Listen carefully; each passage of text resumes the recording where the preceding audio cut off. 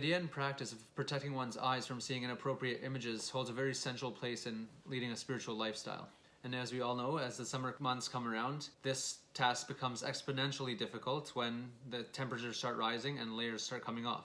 And now that winter is upon us, we should use this time to build up our arsenals and be ready for the next wave of battles ahead. Good afternoon, Mr. Wick. It's been a long time. I'd like a tasting. And as in most areas in life, if you're not climbing, you're falling. If you're not building, you're decaying. The mitzvah of not straying after our eyes means when you're confronted with something that's illicit or suggestive, means you have the inner fortitude to not look when such a thing comes in front of you. You kids are soft. You lack discipline. And ideologically, this is accomplishing a few goals. Number one is maintaining loyalty to Hashem and higher Torah spiritual values.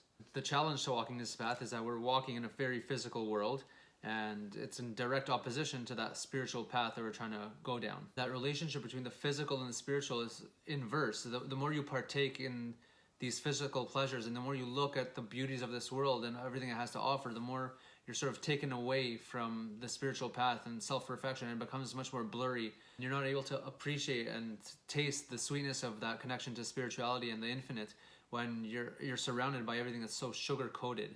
Number two is a bit more self-explanatory, and I think really based on our society, we see where this path can lead by straying after our eyes.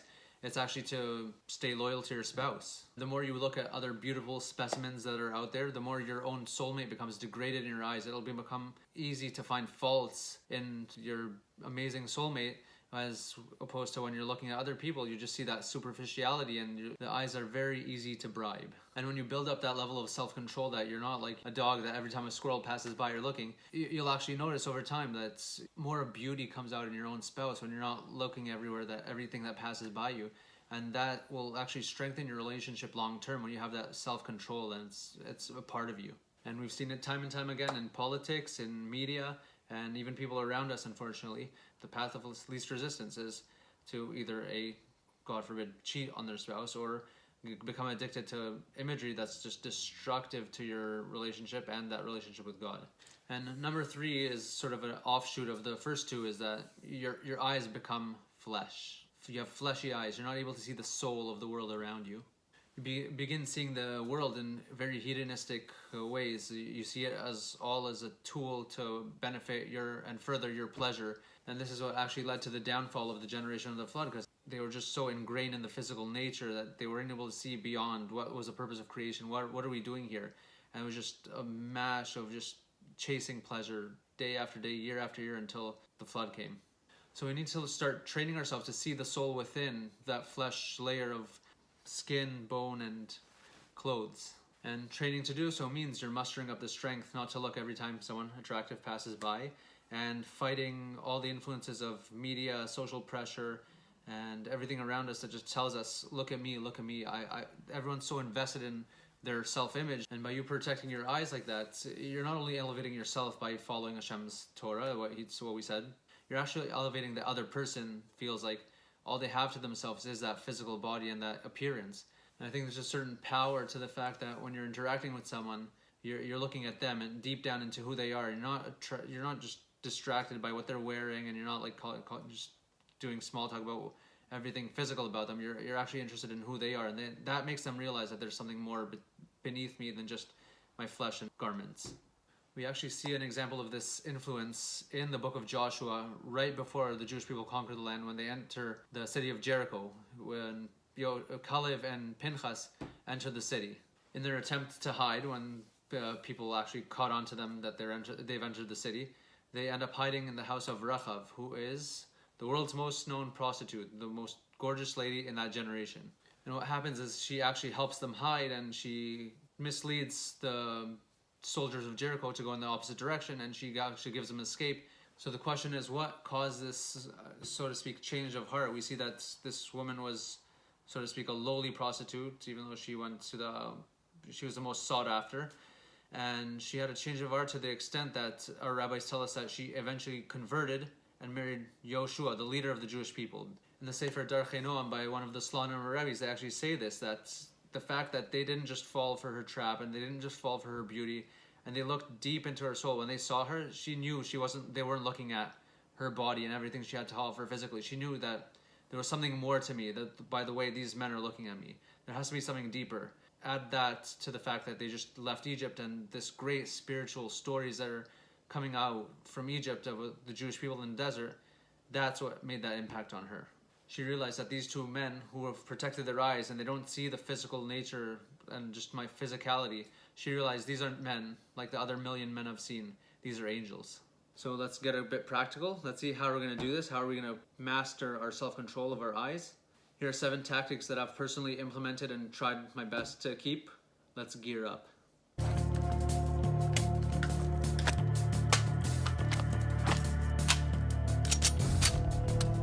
Tip number 1, don't look. We've all seen that cheating guy meme, here you go.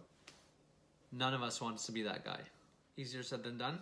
First tactic is to back up this philosophy with action. I have a friend, when he first started to learn to drive, his father, who was a driving instructor, had a little trick. Every time he wanted his son to check the blind spot, he would snap.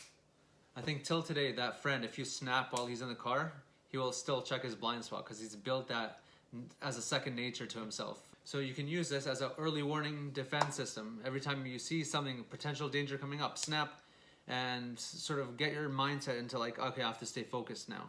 The Ramban in his Igeret, his famous letter to his son, always suggests look at the ground. Doesn't mean you have to destroy your posture doing so, but keep your eyes focused. And on the odd times when you don't live up to expectations, you can find yourself. Finding yourself basically means you're putting some skin in the game, meaning that every time you do look or turn your head, $5 goes into either a donation pile, or I've heard an even more effective tactic is to cut it up. Cut up a $5 bill. If there's one thing that'll stop you, it's definitely burning a few of those. And again, all this is just to show that you're really serious about these goals. You're not just aware, oh, I have to not look, I have to like be more careful. This says like, I'm actually serious about this. I'm gonna take the physical efforts to make this happen. Tip number 2 is to stare at the sun for about 1 minute on a very sunny day until your retinas are destroyed. That's a guaranteed way to stop you from looking at anything inappropriate. But actually, tip number 2 is to plan where you're going. We all have places we need to be. We all have our general routes that we go on to get there.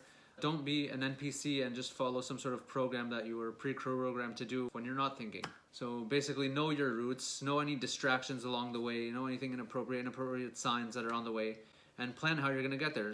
You might have to take a detour or two. This is a tactic actually used in the Gemara. The rabbis would always find ways around certain things. When they knew something was in the way, any distraction or anything inappropriate, they would actually walk around it and make sure they don't get there in the first place. This especially applies when in shopping malls and things like that. There's always like a lingerie store or something like that. So you know what stores you have to go to. There's maps online. See which entrance you need to take. Be tactical about it, and then go to the store you need from the right entrance so you avoid all the balagan that's going on there. Number 3 has to do with workouts and gyms. It's important that we all stay fit and healthy. Even according to Torah law, we need to keep our bodies fit so that we can do the will of Hashem in this world. However, in the past I found that no matter what hour of the day you go to such a public gym, there are bombshells waiting to blow you up. So basically, if you're really taking this protecting your eyes thing seriously, we're basically barred from any gym around the city. However, COVID has basically revolutionized the idea of working from home, and I know a lot of people do find it a little bit more difficult to get motivated to work out at home, but I think it is a very beneficial thing to do if you can build that motivation, build your routine at home so that you don't have to go out and also spend the money and the time to get there, only to be, trying to keep your eyes from looking at different people at the gym. Staying fit should be a priority in your life, and so should protecting your eyes. I personally found that there are key pieces of equipment that if you have them, you can do any workout you need to stay fit, do a full body workout. If you live in an apartment building like me, you can take the stairs for legs day, you're good. And of course, there are other channels like Athlete and X, which I personally watch his videos on how to do a full body workout with minimal equipment needed, and you can see the results just as you will see the results by protecting your eyes. Tip number 4 is to have a favorite pasuk or saying that inspires you in moments when you feel like you're just surrounded, you're just walking through dangerous areas. Have that in mind so you can repeat it over and over and just think it. For example, I use the 6 constant mitzvot to sort of repeat to myself, knowing, and at the same time you're fulfilling 6 mitzvot deoraita that are fulfilled by just using your thought alone, which are to know that Hashem exists, to know that there are no other gods besides Hashem, to love him, to fear him, to unify his name. And the sixth one, not to stray after your hearts and your eyes. So I use these as sort of like 6 refuge cities to escape into when I am in such a dangerous situation. Tip number 5 is to not wear glasses. Obviously, if you're not driving.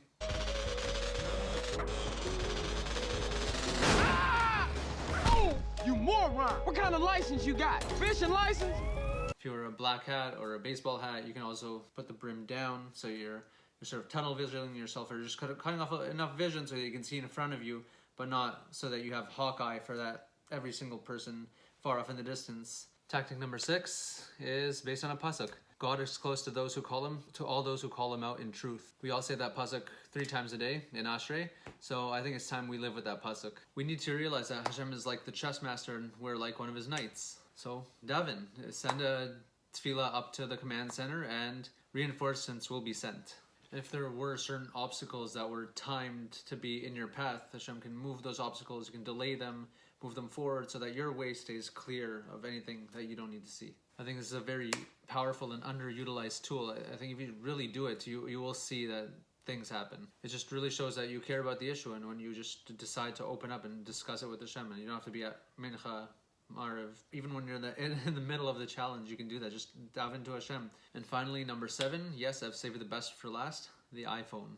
And we all know of the Torah command to not put a stumbling block in front of the blind. Sometimes I think a lot of us put stumbling blocks in front of ourselves. And if you do know that you stumble upon different inappropriate imagery once a week, a month, it's time that you take practical steps to fix that. And the great part is you don't have to necessarily get rid of the smartphone, you just have to tame it. Number 1, obviously, is to delete certain apps that are not going to be conducive to this, because no matter what you do with certain apps, like, you're just going to get open access to materials that you don't need to see. And besides that, most of these apps tend to be more of a waste of time than they are productive to your lifetime. Another thing you can do is actually limit the hours of access. You can limit what kind of things you access. You can put it so that certain restrictions are there just as a standard. So like you go to the parental settings and all that. Maybe I'll do a video specifically on this topic, and most of these things are in the settings. You can easily access them, you can change these settings, but it is possible. If you have a close friend or confidant that you know that can help you with this, and maybe they're going through the same struggles, you can help each other out. But this is something that you can actually get a close friend, and for the security settings, you can have a whole different PIN code to put in besides the one that you put in to unlock the phone itself. But if you don't know that code, you can't access certain things. You can't change certain settings that will let you reverse any of these changes. You're pretty much set to go. A lot of these things can be done on an iPhone. You'll still be able to access your email, your text, and your WhatsApp, and all these things. But the point is that you won't have open access to things that you have stumbled upon in the past. And honestly, I think this, out of all the tips we even mentioned till now, this is probably the most critical one if you want success in this area. And this is actually living proof. The fact that we have these things and we stumble upon them is that our Yetzer Hara exists, and he wants us to stumble in this area. And we can't just blame society and the way things are out there, and like people are not dressing as modestly as we would like. It's definitely not helping, but we can't go around blaming these people, because at the end of the day, it's up to us to be in control of our mind and soul and our eyes to consume exactly what we need to consume and stay away from what we need to stay away from. Once you use this phone for like those destructive purposes, you've actually proven that it was sort of like your desires all along that wanted you to see this. You don't have anyone external to blame for this now, because you yourself have sort of fed your soul these things in the privacy of your own home, and like no one's forcing you to do it. No one's suddenly stumbling in front of you on the road to say like, oh, like they walked in front of me, I looked at them, I saw what I was not supposed to see. For most of us in this generation, or at least where we live in, just not having internet or not having a smartphone probably won't cut it for us. It's not something we're able to cope with.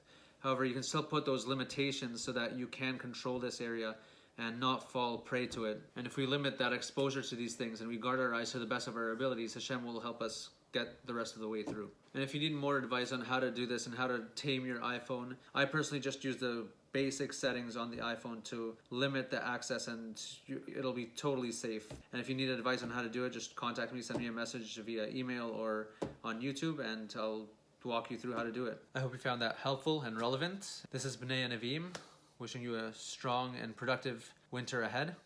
There is time, but no time to waste.